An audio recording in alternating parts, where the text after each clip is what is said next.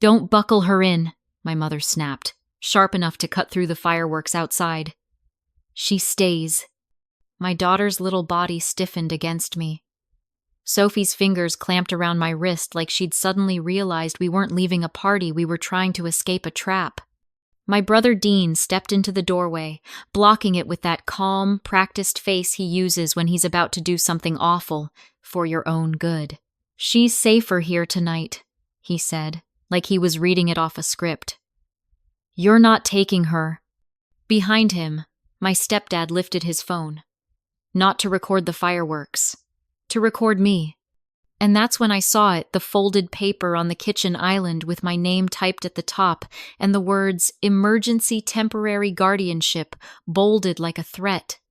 I didn't even process the noise of the party anymore. The music, the laughs, the clinking glasses, it all dropped away. All I could hear was Sophie breathing fast against my coat. My mother moved closer, palms up, voice gentle now.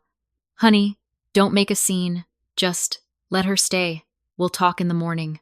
She said it like Sophie was a sweater I forgot at their house. Dean's wife, Talia, appeared behind him, holding a cup of something bright and alcoholic, watching like this was entertainment. She's already upset, she murmured. Jenna, you're scaring her. I was scaring her? My mother leaned in closer, her perfume thick and familiar, the same scent from every holiday where I learned to swallow my feelings. You need rest, she whispered. You've been unstable since the accident. There it was. The word they'd been warming up all night. Sophie's eyes flicked to mine, wide and wet. Mom, can we go home? And I realized, with a kind of cold clarity that almost made me dizzy, that my child was not just uncomfortable. She was not safe. Not here. Not with them. Dean reached for Sophie's backpack, the little unicorn one she insisted on carrying everywhere. We'll keep her things here, he said. You can come back tomorrow. Calm down. My mother's voice softened, fake sweet. It's for Sophie. Don't be selfish. My hands moved before my brain finished deciding. I shifted Sophie behind me and said, low and clear, nobody touches her. Dean's jaw tightened. Jenna, don't do this. I felt my phone vibrate in my back pocket. Another notification. Another message. Like the universe was piling on. I pulled it out, eyes scanning the screen. It was an email from my attorney's office with the subject line, Confirm beneficiary changes. Ready to file. I stared at it for half a second, then looked back up at my mother, my brother, my stepdad holding his phone like I was the criminal. My mother exhaled, tired and disappointed, like I was breaking her heart by refusing to hand over my kid. Fine, she said, voice rising just enough so the people in the living room could hear. If you want to act like this, then you can leave, but Sophie stays. Sophie made a small sound, not a sob, not a scream. Just a scared little inhale like she didn't want anyone to hear her. I heard myself say, calm as ice, okay. My mother blinked, surprised I wasn't begging. Dean's shoulders loosened, like he thought he'd won. Then I added, then you won't mind me doing this. I turned my phone screen toward myself and tapped the email. My thumb hovered over the attachment, the forms I'd been carrying around like a secret gift, like some stupid hope that money could buy love. My mother's eyes narrowed. What are you doing? I didn't answer her. I opened the forms and hit Sid. Dean took one step forward. Jenna, I hit submit. The whoosh sound of the sent confirmation was tiny, almost ridiculous in that moment. But it felt like a door slamming shut in a quiet house. My mother's face changed. Not anger. Not sadness. Panic. What did you just do? She demanded. I didn't raise my voice. I didn't need to. I just made sure none of you will ever touch what my husband left for Sophie. Talia's cup froze halfway to her mouth. Dean's eyes flicked to my phone like it was a weapon. My stepdad lowered his camera slowly, like the recording suddenly wasn't going to go the way he planned. My mother's lips parted. Jenna, no, that money is not yours, I said, and my voice shook just enough to show I was still human. And you don't get my daughter either. Dean's face hardened again. You can't just leave. He stopped himself. Too late. Already what? Sophie tugged my sleeve. Mom, please. I scooped her up, her little arms locking around my neck like she thought if she held tight enough, they couldn't take her. Dean moved toward the door again, blocking it. So, I did the one thing my family never expects me to do. I got loud. Move, I said. Or I call the police and tell them you're trying to keep my child from me. The living room went quieter. Someone turned down the music. I heard my aunt's voice, confused. What's happening? My mother's expression snapped into something polite and performative. Jenna, stop. You're ruining New Year's. Dean's eyes flicked toward the living room, calculating. He didn't want witnesses. He wanted a clean story. He stepped aside. I walked out with Sophie on my hip, my heart hammering so hard it hurt.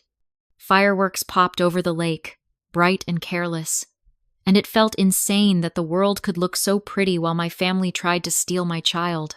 Halfway down the driveway, my phone buzzed again. A new email. Beneficiary change confirmed. Effective immediately. I didn't stop walking. I didn't look back, but I heard the front door burst open behind me, and my mother's voice slicing through the night. Jenna, wait! 5 minutes ago, they were telling me Sophie couldn't leave. Now they were sprinting after us barefoot in the snow, begging me to undo something they suddenly couldn't live without. And as I buckled Sophie into the car myself, my own hands, my own control, I realized this wasn't just about money. This was about what they'd already put into motion, and what they were willing to do to make sure I never got my daughter back. I drove until the lake disappeared and the fireworks were just distant flashes in the rearview mirror. Sophie sat quiet in the back seat, her knees pulled up, thumb pressed to her mouth, even though she'd sworn she was too old for that now.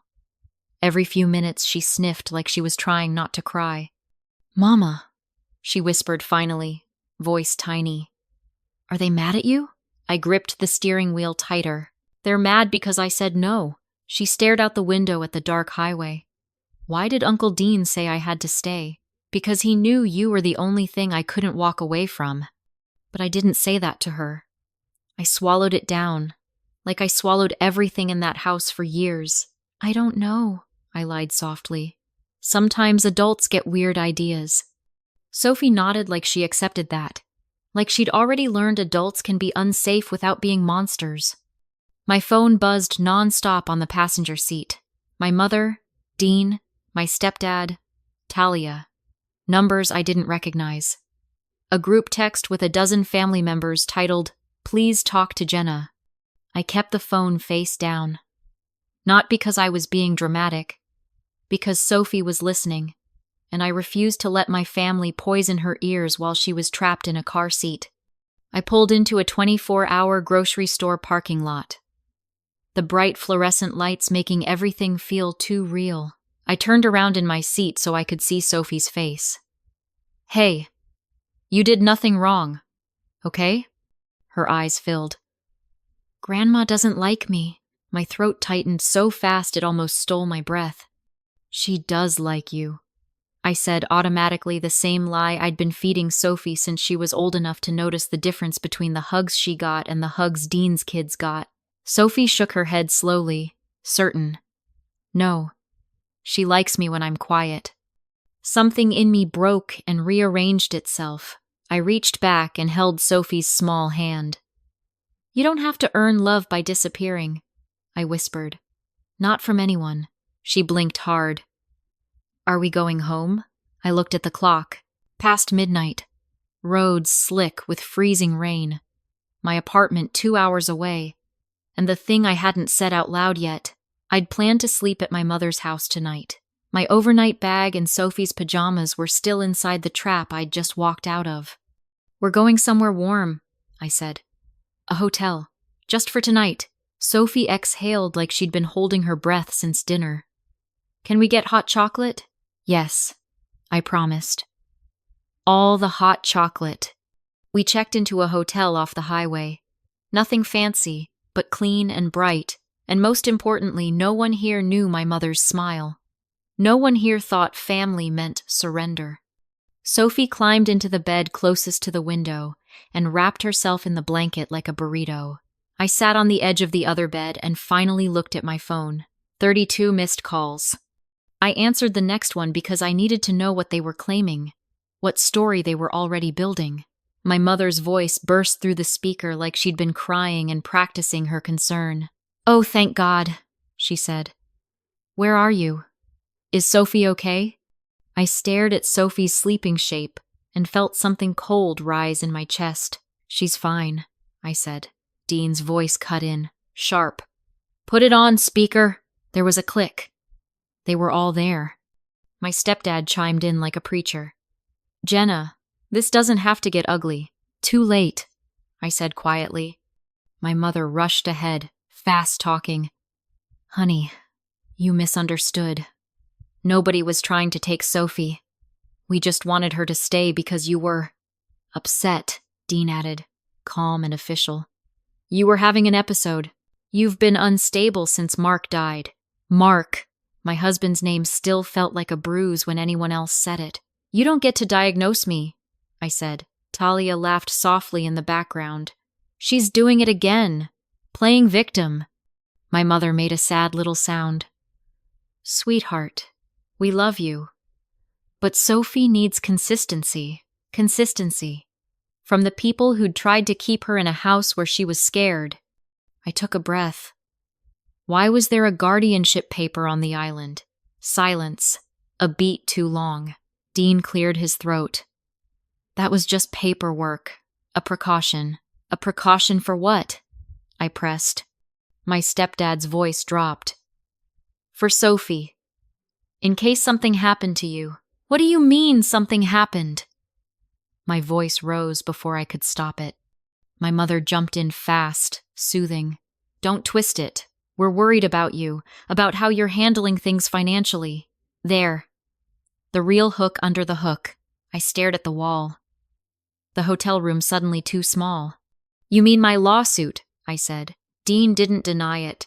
He just sighed, like I was exhausting him. "We know it's a lot of money, Jenna. People do stupid things when they get money." I almost laughed. "Like file paperwork to take a child from her mother?" My mother's voice sharpened. "Don't be dramatic. It's for Sophie. We're thinking long term." My hands shook as I lowered my voice. "Let me be very clear. If you file anything, if you call anyone, if you show up at my work or Sophie's school, I will treat it like the threat it is." Dean snapped, losing his calm for half a second. "You can't keep her from us." "I can," I said. "And if you try, I will bury you in court." My mother started crying louder, suddenly loud enough to be heard. "How could you do this to your family?" I stared at Sophie asleep, safe for the first time all night. "You did this," I said, and my voice was so steady it scared even me. "You tried to take my daughter, and you just admitted it." Dean's voice went tight. "Jenna," I hung up. I sat there in the dim hotel light, heart hammering, phone in my lap like it weighed 50 pounds. And then I remembered something that made my stomach drop. Dean had walked into the kitchen earlier tonight holding my purse. "Hey," he'd said casually, "you left this on the chair." He'd been holding it like a helpful brother, but Dean has never been helpful unless there's something in it for him. I grabbed my purse from the bedside chair and dumped it onto the bed, hands moving fast. Wallet. Keys, lip balm, Sophie's hair ties, receipts, and then my fingers hit empty space where something should have been. My custody agreement. The certified copy I kept folded in the side pocket because I'd learned the hard way that people can pretend you don't exist if you don't carry proof. It was gone. I sat frozen, staring at the open purse like it was bleeding. Because that meant Dean hadn't just planned to keep Sophie for the night. He'd planned to make sure I couldn't prove I had the right to take her at all. And if he had that document, What else did he take? If you want to know what they did next, the part where they tried to make me look dangerous in a way that could have gotten Sophie taken from me for real, don't go anywhere. Because part 3 is where I realized this wasn't a family fight anymore. It was a coordinated takedown. By morning, my mother hadn't just called me. She'd called everyone. My phone lit up with messages from relatives I hadn't spoken to in years, people who only remember you exist when there's drama to watch. Your mom is worried. Please stop being stubborn. Sophie needs her grandparents. And then the message that made my blood run cold came from my cousin Alyssa, the one who always pretends she's neutral while sharpening knives behind her back. Dean said you kidnapped Sophie. Please tell me that's not true. I stared at the screen so long my eyes burned. Kidnapped. My own child. I called my attorney before I even brushed my teeth. Jenna, she said the moment she picked up, voice tight. I was about to call you. My stomach dropped. They filed something. They tried, she said. Emergency petition. They're claiming you're mentally unfit and that Sophie was in immediate danger with you. I sat down hard on the hotel bed. Sophie was on the floor, coloring quietly, humming to herself like nothing in the world could reach her. What did they use? I asked, voice shaking. What proof? A pause. They submitted a video. My chest tightened. Of what?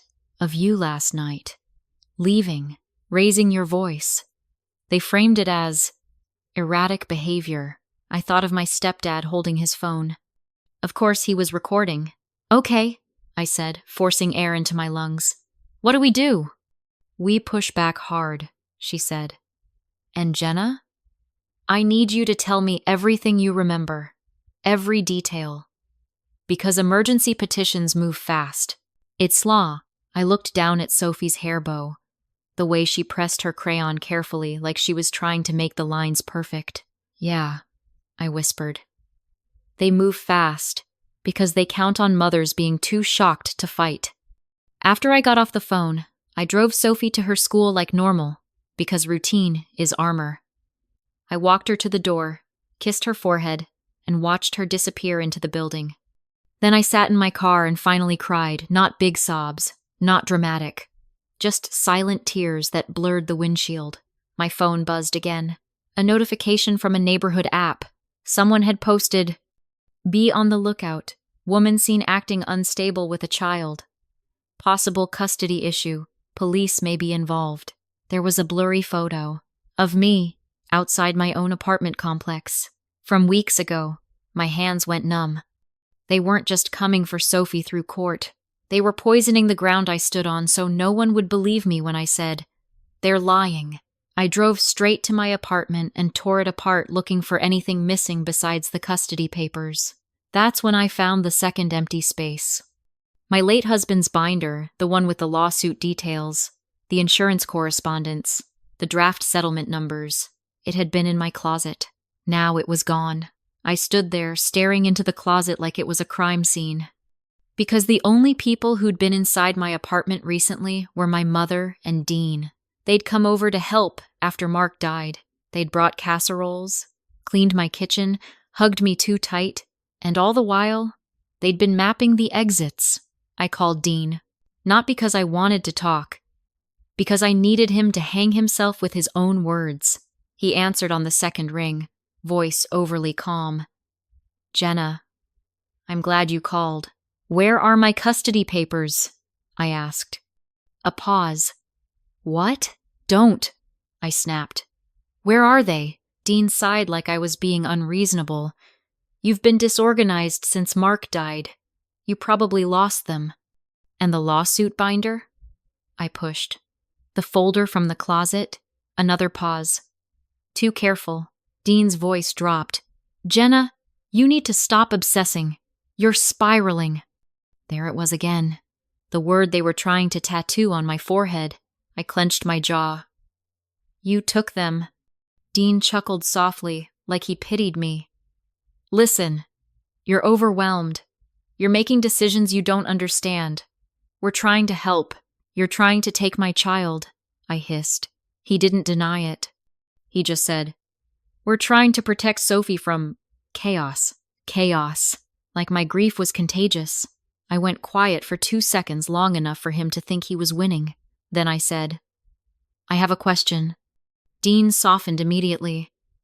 Okay, did Mom tell you I changed the beneficiary? I asked. A beat. Yes. And you're calling me unstable because I protected my child's money? Dean's voice tightened. Jenna, I want my documents back, I said. Today, he scoffed. You don't get to make demands, I smiled, even though he couldn't see it. Then you won't mind me making a call. What call? He snapped. I didn't answer. I ended the call. Then I did the thing they never expected me to do because they've spent my whole life training me to stay quiet. I went public. Not a messy rant. Not a screaming post. Receipts.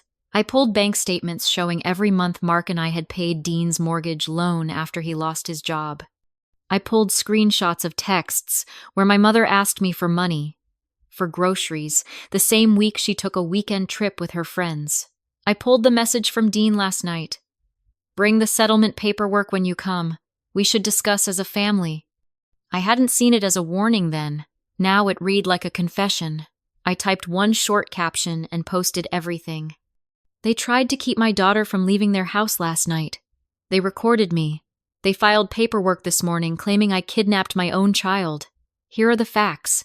And then I turned off my phone and sat on my couch shaking. For 20 minutes, nothing happened.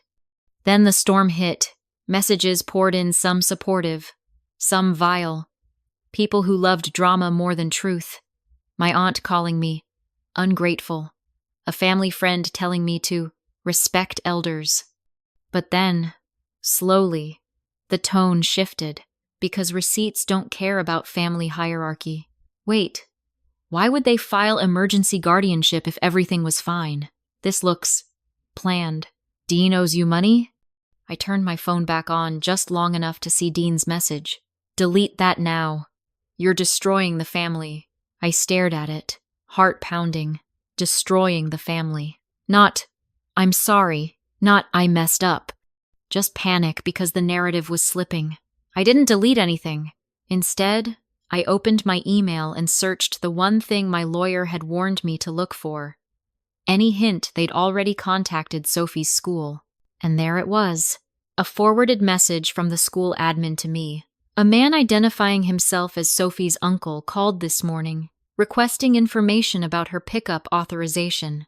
My vision tunneled. They weren't just trying to win in court. They were trying to get access to Sophie in real life. And the worst part? Dean knew exactly what to say to sound reasonable. He would smile, offer concern, mention safety, and people would hand him my child because he looked like a normal family man. I drove back to the school so fast my hands went white on the steering wheel. I walked into the front office, calm on the outside, burning on the inside. I need to update Sophie's pickup list, I said. Right now. The receptionist nodded. Of course. And then she added casually, like she was mentioning the weather. Your mom already came in earlier with paperwork. My stomach dropped so hard it felt like falling. What paperwork? I asked. She frowned. Something about guardianship. She said you authorized it. I forced my face not to change. Can I see it? The receptionist hesitated. I don't know if... I leaned in, voice quiet and dangerous. If you let someone take my child based on a lie, you will be part of a criminal case. Please show me the paperwork. She blinked, startled, then disappeared into the back. When she returned, she held a single page, and my mother's signature was on it, but so was mine. Only, it wasn't my signature. It was a shaky imitation, a forgery. My hands trembled as I stared at the fake version of my name. Because now I wasn't just dealing with manipulation. I was dealing with someone willing to commit a felony to get my child, and I knew exactly who had the nerve and the entitlement to do that.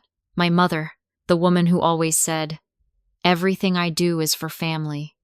The woman who would look a judge in the eye and cry about protecting her granddaughter while stealing her from me behind my back.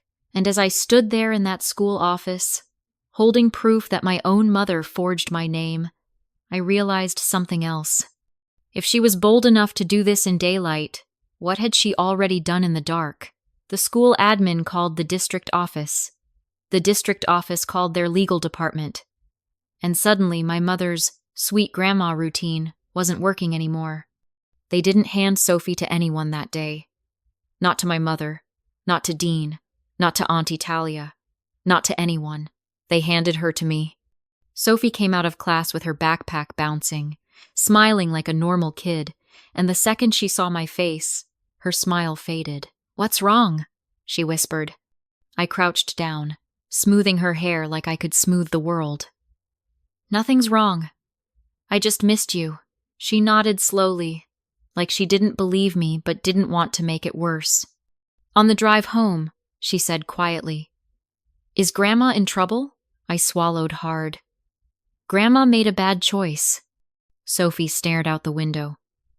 "Bad choices are when you take someone's stuff," she said, very serious. "Like stealing." I almost pulled over. Because yes, baby, that's exactly what it is. That night, my lawyer filed an emergency protective motion of our own. Not for money, for Sophie. We asked the court for a temporary order.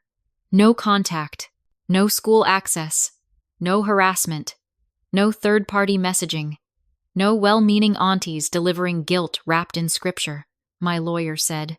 "They'll fight it," I said. "Let them."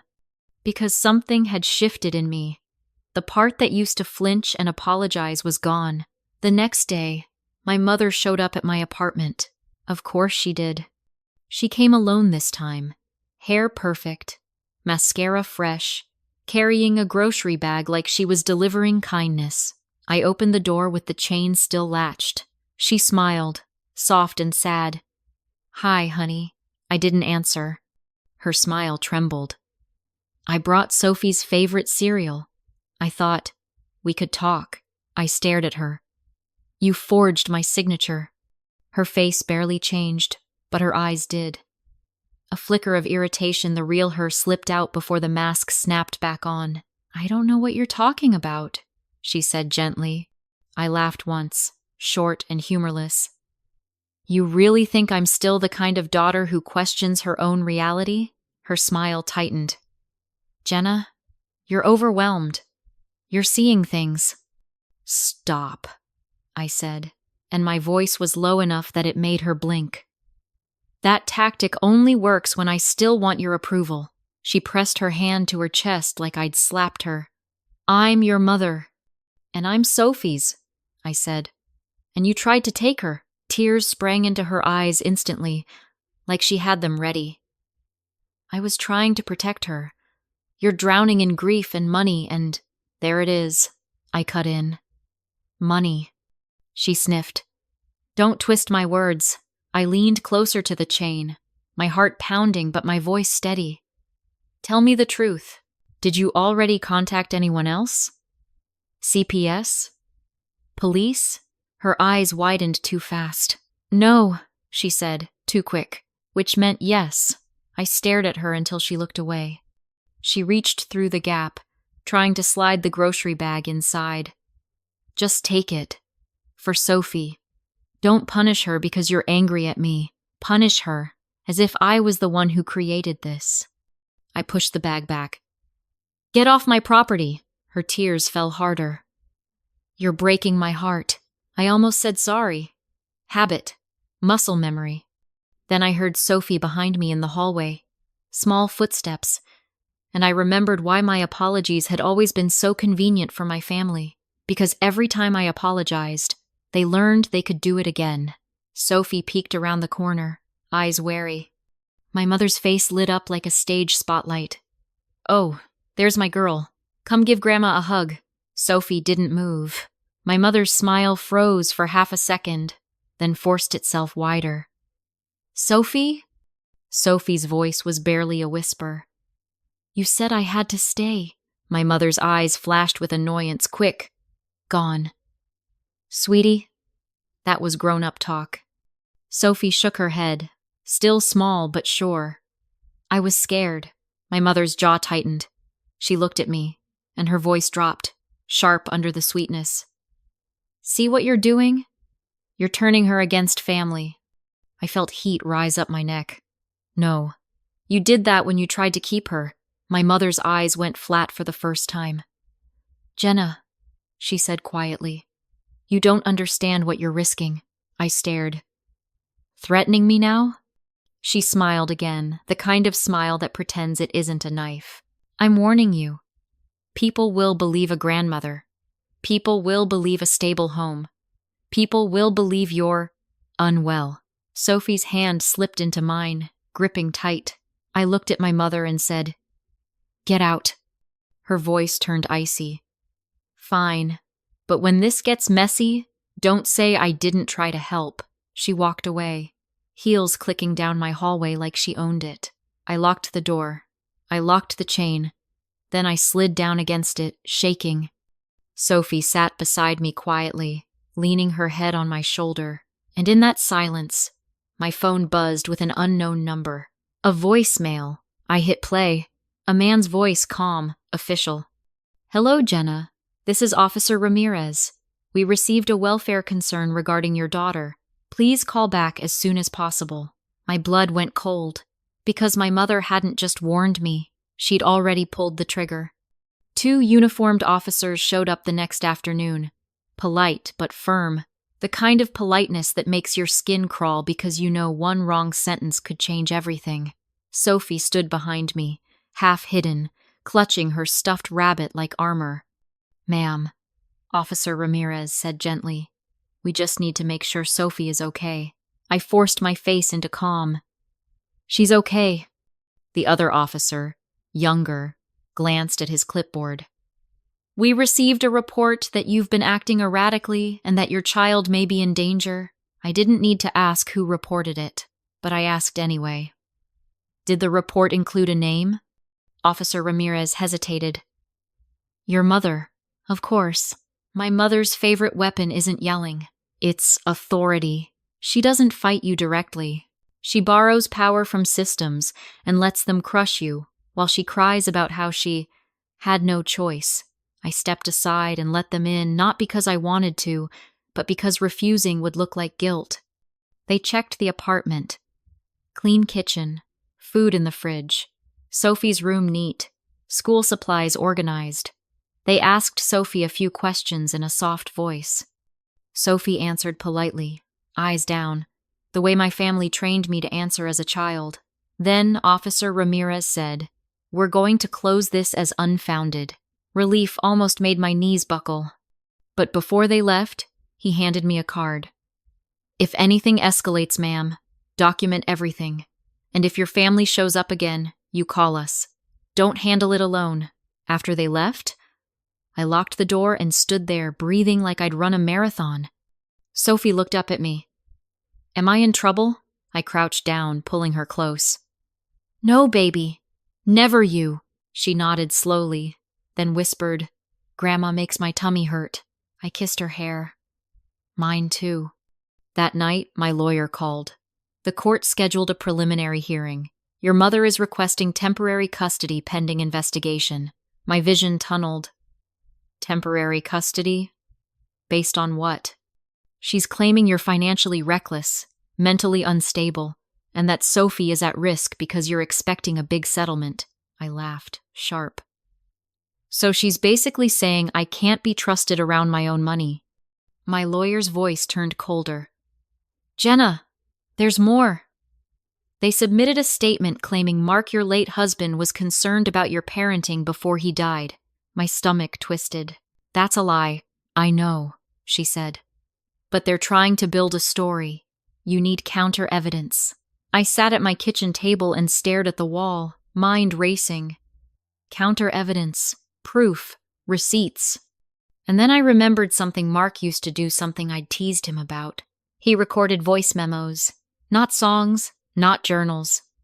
Just little notes when he was stressed. Reminders to himself. Call the plumber. Email the contractor. Don't forget Sophie's dentist. After he died, I couldn't bring myself to go through his phone. It felt like touching a wound. But now, Now it felt like survival. I plugged his old phone into my laptop and opened the backup. Hundreds of memos. My hands shook as I clicked through them, hearing his voice like a ghost in my headphones. And then I found one titled, Dean and Mom, Keep Sophie Safe. My breath caught. I clicked play. Mark's voice was tired, low. If anything happens to me, Jenna, listen. Your mom and Dean are talking about helping and taking pressure off you. It's not help, it's control. They asked me about custody. They asked me what happens to the settlement. They think Sophie is leverage. Please don't let them near her if I'm gone. I sat there frozen, tears sliding down my face, my whole body shaking. Mark knew. He knew they'd try, and he left me a warning like a lifeline.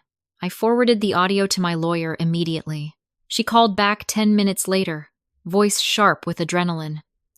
This is huge. I wiped my face. It proves they planned it.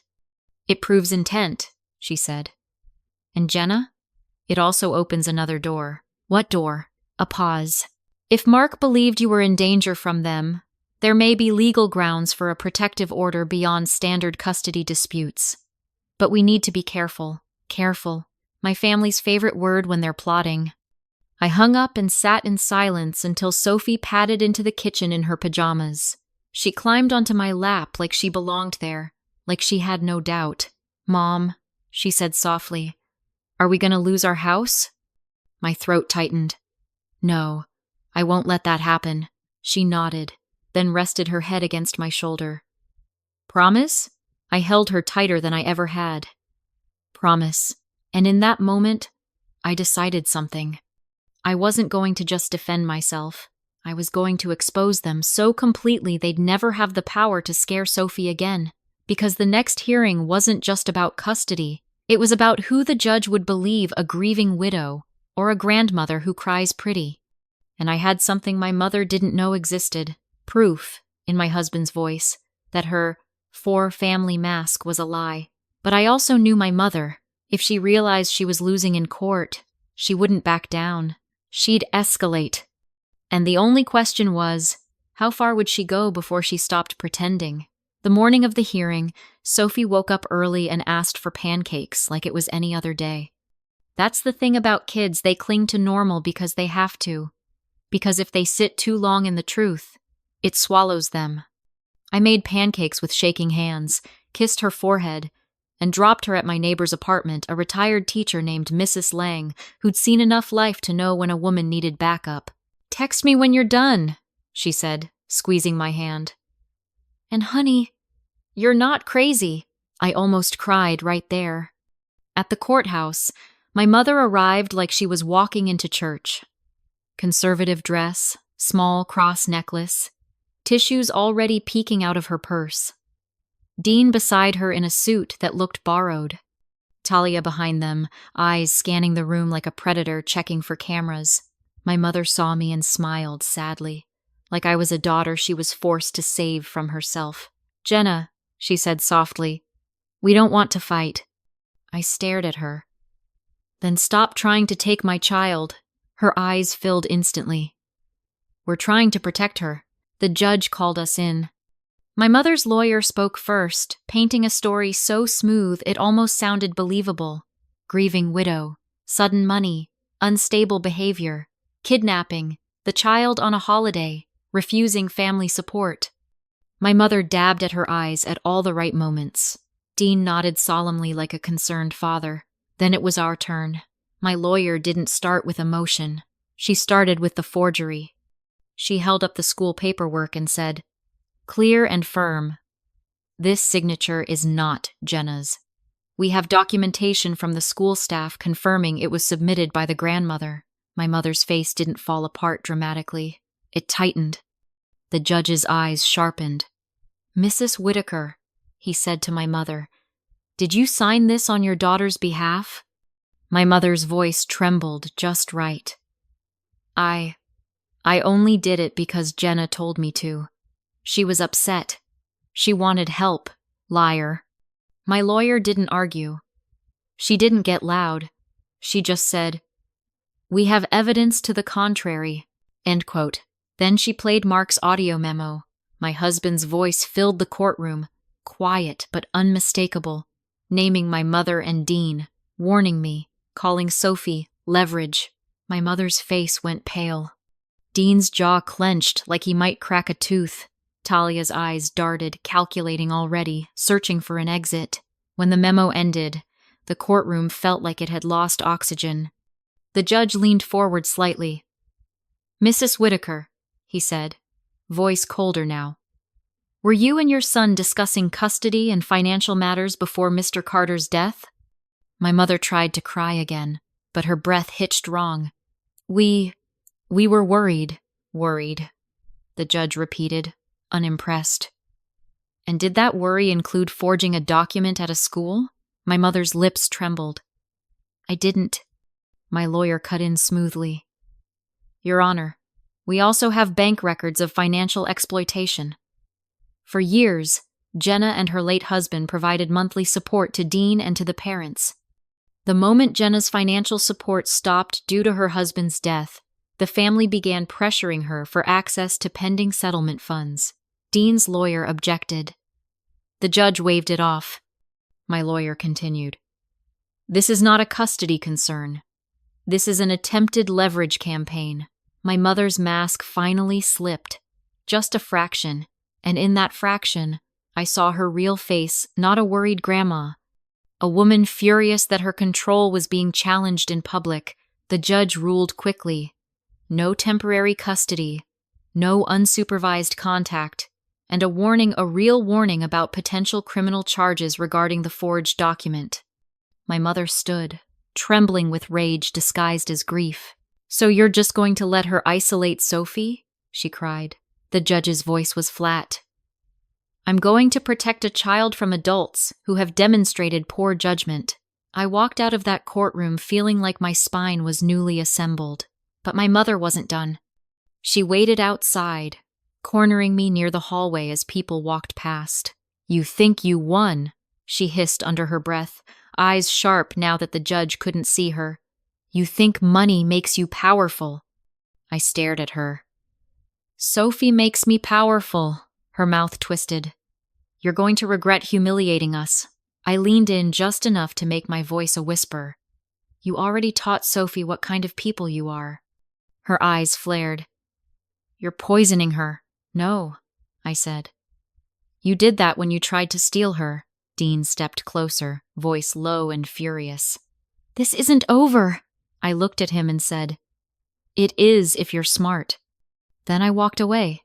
I picked Sophie up from Mrs. Lang's and held her so tight she squeaked. "Did you win?" she asked, hopeful. I kissed her forehead. "We're safe."